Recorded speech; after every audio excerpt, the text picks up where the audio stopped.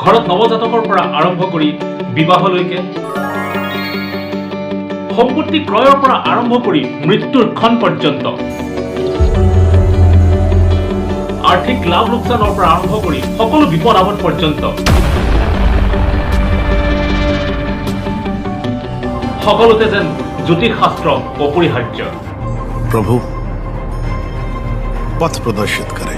কিন্তু প্ৰশ্ন হ'ল যে এই জ্যোতিষ শাস্ত্ৰৰ প্ৰভাৱ আমাৰ জীৱনত বাৰু সঁচাকে পৰেনে? এষ্ট্ৰলজিয়ে দৰাচলতে ক্লেইম কৰে যে গ্ৰহৰ গতিবিধি বা নক্ষত্ৰৰ গতিবিধিয়ে দৰাচলতে আমাৰ জীৱনটো নিয়ন্ত্ৰণ নকৰে।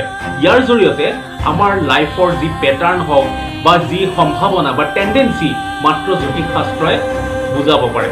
কিন্তু আনহাতে চায়েন্সে কয় যে দৰাচলতে প্লেনেটছ বা গ্ৰহ নক্ষত্ৰবিলাকৰ এনেধৰণে মানুহৰ পেটাৰ্ণ সলনি কৰিব পৰা বা মানুহৰ জীৱনত প্ৰভাৱ পেলাব পৰা কোনো ধৰণৰ ফিজিকেল ফ'ৰ্চ এতিয়ালৈকে প্ৰুফ হোৱা নাই। Stay tuned, stay updated.